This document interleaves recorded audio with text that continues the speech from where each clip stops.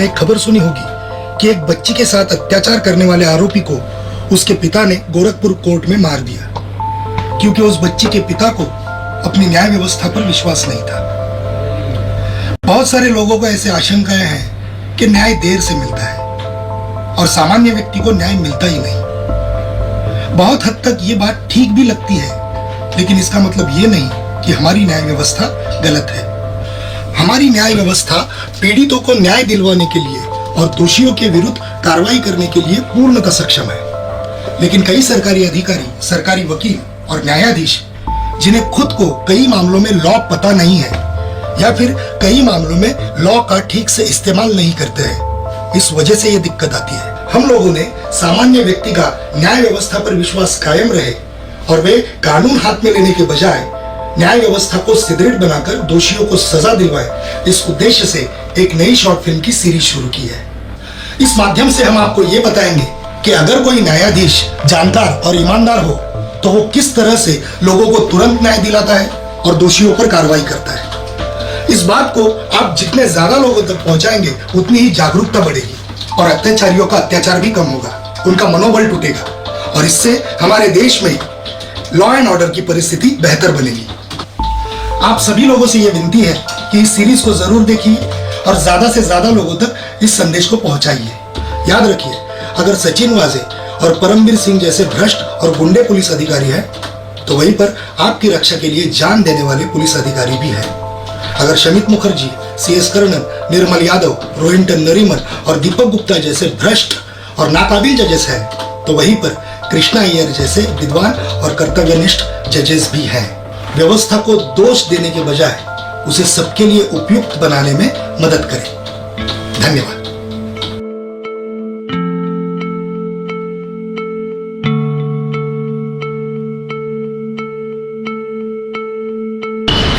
एक minute, side में आइए। क्या हुआ? क्या हुआ? समझे क्या हुआ? क्या? मास्क नहीं पहना है। हाँ वो मैडम, मुझे सांस लेने में तकलीफ होती है ना, वो इसलिए। कुछ नहीं, जुर्माना भरना पड़ेगा। जुर्माना? लेकिन मैडम मेरे पास तो पैसे नहीं है तो पुलिस को बुलाना पड़ेगा। पुलिस? मैडम प्लीज मेरी बात सुनिए ना, क्या है, नया नया जॉब लगा है मुझे, लॉकडाउन में ना नौकरी भी चली गई, 1 महीना भी नहीं हुआ अभी काम पे लगे हुए। बात आपकी सही है, लेकिन मैं भी मेरा काम ही कर रही हूँ, ठीक है? पैसे तो आपको भरने ही पड़ेंगे, या फिर पुलिस देखेगी आगे का काम। और एक बार मैं आपको पुलिस के पास ले चलूँ तो फिर। मैडम प्लीज, लेकिन मेरे पास सच में पैसे नहीं है, चाहिए तो आप चेक कर लीजिए ना। हमारे पास दूसरा कोई काम धंधा नहीं है क्या? हाँ, दुनिया में क्या चल रहा है तुम्हें पता भी है? तुम्हारे जैसे लोगों की वजह से ही चल रहा है। एक काम करो, पैसे तो भरने ही पड़ेंगे, या फिर मैं अब भी पुलिस को बुलाती हूँ। मैडम प्लीज, मेरे पास पैसे नहीं है, लेकिन मुझे जाने दीजिए ना, मुझे बहुत देर हो रही है मैम। अच्छा, देर हो रही है, ठीक है। ओ साहब! नहीं मैडम, मैडम सुनो ना। साहब आप देख लो, अभी नहीं जा रही। ठीक है साहब, जाने दो ना साहब। साहब वो ऑफिस से फोन पे फोन आ रहे हैं साहब, एक बार गलती हो गई ना, छोड़ दो ना साहब। साहब मैं आपके पैर पड़ता हूँ साहब, साहब प्लीज जाने दो ना। ये कायरे तुझे मत चुप रहने का, एकदम चुप रहने का है? और ऑफिस से फोन आ रहा है ना तो उनको बोलने का आके पैसा भरो। नौकरी अलग था, वो नया नया जॉब है ना साहब, प्लीज। तो पहनने का ना मास्क। साहब वो सांस लेने में तकलीफ होती है इसलिए नहीं पहना। सरकार पागल है ना, नियम बनाया। साहब टीवी पे देख लो, अपना प्राइम मिनिस्टर हो गया, पॉलिटिशियन हो गए, कोई मास्क नहीं पहनता, उनकी तो रैलियां भी चल रही है, तो कॉमन मैन को क्यों तकलीफ दे रहे हो? ज्यादा समझ में आ रहा है क्या? जुर्माना भरना है या नहीं? साहब सच में मेरे पास पैसे नहीं है, नहीं तो मैं दे देता। आप चाहे तो चेक करो ना बटुआ। ये बाबा ये क्या कर रहा है? ऐसा कॉमन पब्लिक का बटुआ चेक करने का राइट नहीं है हमारे पास। तो फिर क्या कॉमन पब्लिक को हरास करने का राइट है इनके पास? किस अधिकार से इन्हें रोका गया? किस अधिकार से गलत चार्ज लगाया गया? ऑब्जेक्शन जज साहब, कोई गलत चार्ज नहीं है। इन जैसे गैर जिम्मेदार लोगों की वजह से बाकी सब लोगों को परेशानियां झेलनी पड़ती है। इनको इनके जिम्मेदारी का कोई एहसास ही नहीं है। आज इस देश में जो मुसीबत की घड़ी आई है, इतने लोगों की जानें चली गई है, लेकिन इन सब से इन लोगों को कोई फर्क ही नहीं पड़ता। सब मिलकर यह कोशिश कर रहे हैं कि इस भयंकर बीमारी को कैसे रोका जाए, लेकिन इन लोगों को इस बात की गंभीरता से कोई लेना देना ही नहीं है। इसलिए मैं आपको विनती करता हूँ कि इन्हें इनकी गुनाह की लायक सजा दी जाए। कौन सा गुनाह मिलॉर्ड? सरकारी वकील साहब ने इधर उधर की बातें कर ली, सभी झूठी बातें कही, उस पर मैं बाद में आऊंगा।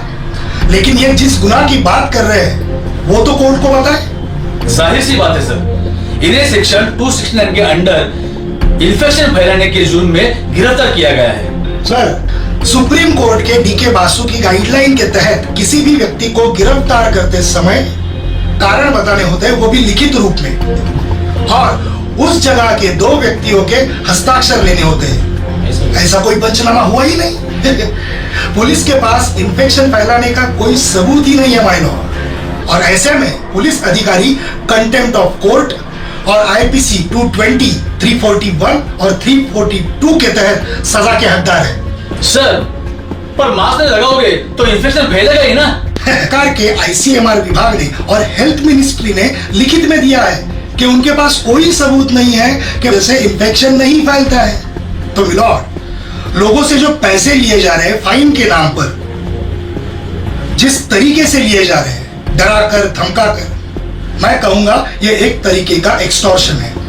ऐसा कोई रूल ही नहीं है। जब ऐसा कोई रूल बनाया जाता है तो section 78 of disaster management act कहता है कि इनको पार्लियामेंट में प्रोड्यूस करके फिर उसका लॉ बना के लेना है। मिलॉर्ड, आईपीसी 188 में से एफआईआर रजिस्ट्रेशन का पुलिस को कोई अधिकार ही नहीं है, और ये मेरा कहना नहीं है, ये मुंबई हाई कोर्ट का जजमेंट है।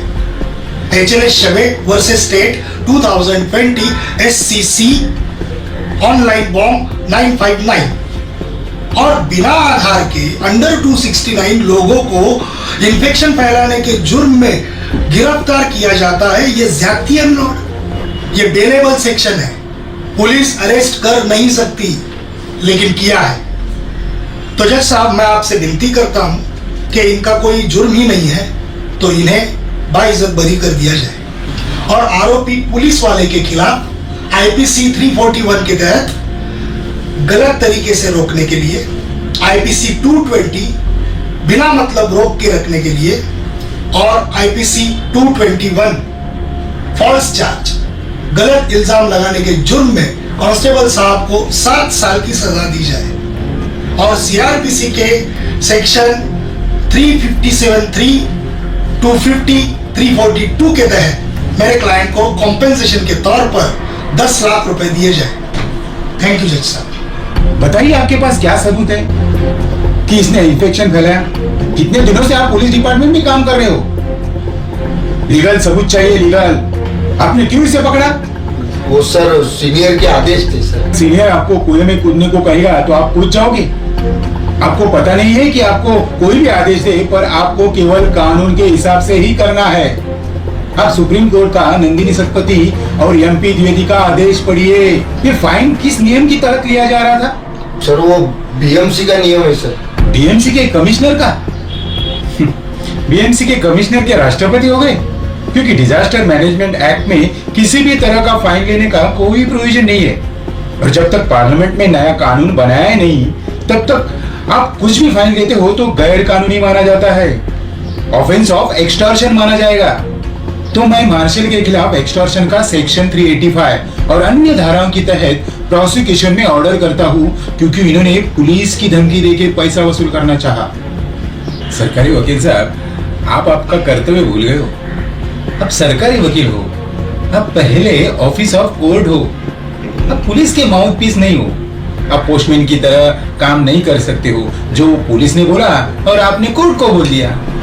अगर किसी व्यक्ति को गलत तरीके से पकड़ा गया है तो यह आपकी जिम्मेदारी है कि आप कोर्ट को बताएं कि इस व्यक्ति पर अन्याय हुआ है। उसको वकील लगाने की जरूरत नहीं है। अब सुप्रीम कोर्ट का शिव कुमार का आदेश पढ़िए तो आपने भी प्रोफेशनल मिसकंडक्ट किया है। क्या आपको ये पता है कि इन्वेस्टिगेशन करते समय दोनों बाजू का पक्ष लिया जाता है।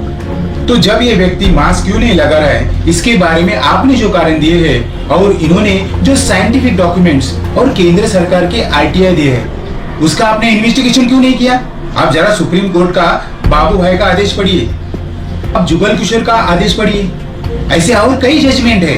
तो आपने इन्वेस्टिगेशन जो है वो आपने पक्षपात पूर्वक किया है, इसलिए आप कंटेम्प्ट ऑफ कोर्ट के भी आरोपी हो। अगर कोई व्यक्ति पुलिस को गैर कानूनी काम करने से रोक रहा है, भारतीय संविधान का अनुच्छेद 51A में क्लियर लिखा है, तो हर नागरिक का कर्तव्य है कि देश की संपत्ति का रक्षण करे, उनके सभी भाई बहनों की जान माल का रक्षण करे। तो वो व्यक्ति संवैधानिक कर्तव्य निभा रहा है।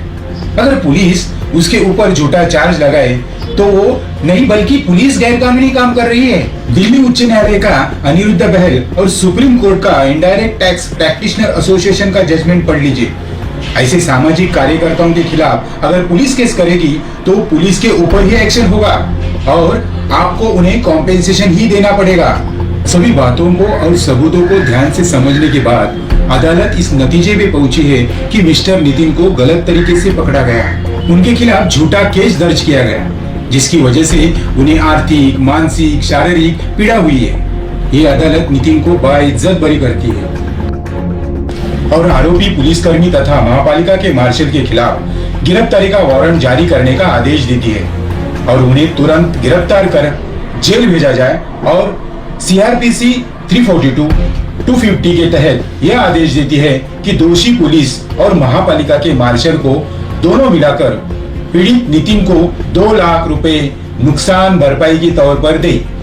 सरकारी वकील इनको भी इस मामले में सेक्शन 120B, 34, 52 आईपीसी के तहत आरोपी बनाया जाए और बार काउंसिल को ये निर्देश दिया जाता है कि वो इनकी सनद रद्द की कानूनी कार्रवाई शुरू करे। आरोपी पुलिस अधिकारियों ने इस मामले में इन्वेस्टिगेशन करते समय पक्षपातपूर्ण एक तरफा इन्वेस्टिगेशन किया है और ये सर्वोच्च न्यायालय और उच्च न्यायालय का अवमान है। इसलिए माननीय उच्च न्यायालय को कंटेम्प्ट ऑफ कोर्ट एक्ट के तहत इनके खिलाफ कार्रवाई करने के लिए अपना रेफरेंस फॉरवर्ड करती है। ये होता है ईमानदार और जानकार जज होने का असर, जिन्होंने परिस्थिति की सच्चाई को पूरी तरीके से समझा और फिर जो गलत है, फिर चाहे वो न्याय व्यवस्था से जुड़े हो या फिर सरकार से जुड़े हो, जैसे कि सरकारी वकील, पुलिस कांस्टेबल, महापालिका के मार्शल, किसी को भी बख्शा नहीं गया। ये होती है न्याय व्यवस्था की ताकत, कानून की ताकत। कानून से डरे नहीं, बल्कि कानून को समझे, कानून से जुड़े, हमसे जुड़े। आपकी जो भावनाएं हो, आपका जो कहना हो, वो आप कमेंट बॉक्स में जरूर दर्ज कीजिए।